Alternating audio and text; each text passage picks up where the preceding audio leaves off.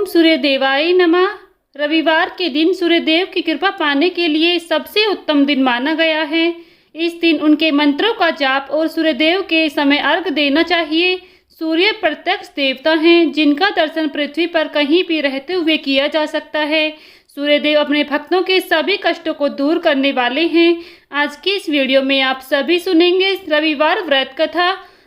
आप सभी श्रोतागण इस व्रत कथा को प्रेम पूर्वक और श्रद्धा भाव से सुने। आप सभी की मनोकामनाएं, सभी कष्ट दूर होंगे। भगवान सूर्यदेव की कृपा आप सभी भक्तों पर सदैव बनी रहेगी। कथा को शुरू करने से पहले अगर आपने हमारे चैनल को अभी तक सब्सक्राइब नहीं किया है तो प्लीज़ चैनल को सब्सक्राइब कर लें, बेल आइकन को प्रेस कर लें, जिससे आप सभी को हिंदू धर्म से जुड़े सभी व्रत त्योहारों की वीडियोस देखने को मिलेंगी। आइए प्रेम पूर्वक सुनते हैं रविवार व्रत कथा। भगवान सूर्यदेव की ये कथा बहुत ही सुंदर और अद्भुत है।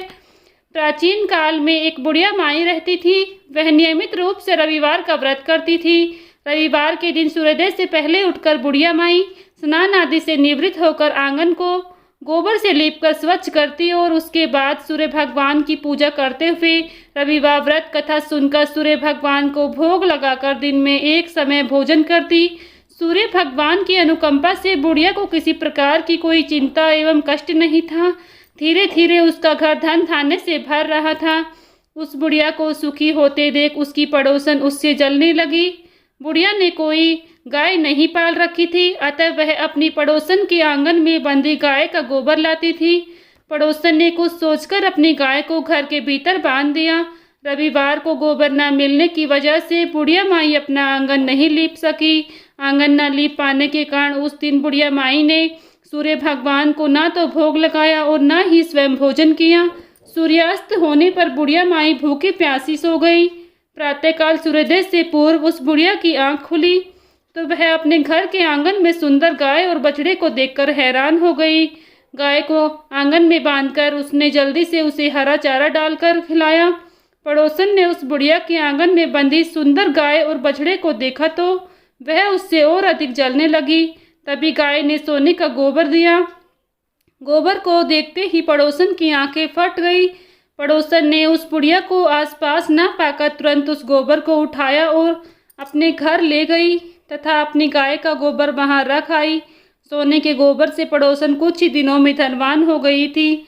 गाय प्रतिदिन सूर्योदय से पूर्व सोने का गोबर किया करती थी और बुढ़िया के उठने के पहले ही पड़ोसन उस गोबर को उठाकर ले जाती थी।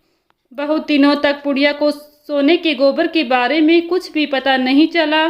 बुढ़िया पहले की तरह हर रविवार को भगवान सूर्यदेव का व्रत करती रही और कथा सुनती रही। लेकिन सूर्य भगवान को जब पड़ोसन की चालाकी का पता चला तो उन्होंने तेज आंधी चलाई।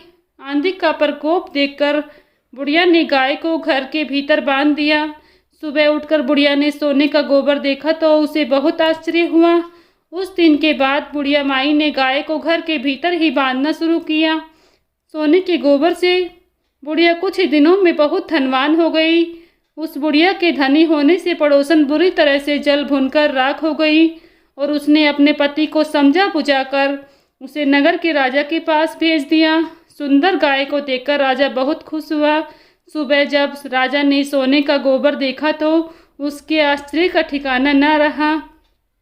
उधर सूर्य भगवान को भूखी प्यासी बुढ़िया को इस तरह प्रार्थना करते देख उस पर बहुत करुणा आई। उसी रात सूर्य भगवान ने राजा को सौपन में कहा कि राजन, बुढ़िया की गाय व बछड़ा तुरंत लौटा दो, नहीं तो तुम पर विपत्तियों का पहाड़ टूट पड़ेगा, तुम्हारा महल नष्ट हो जाएगा।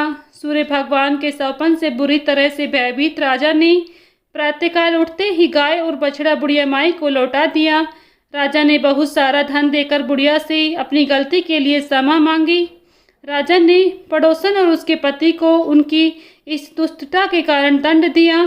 फिर राजा ने पूरे राज्य में घोषणा कराई कि सभी स्त्री पुरुष रविवार का व्रत किया करेंगे।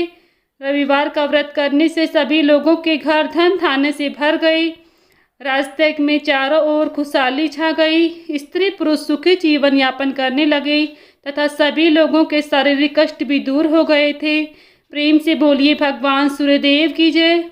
यहीं पर भगवान सूर्यदेव की ये व्रत कथा संपन्न होती है। अगर आप सभी को हमारी ये व्रत कथा पसंद आई है तो प्लीज़ वीडियो को लाइक शेयर करें।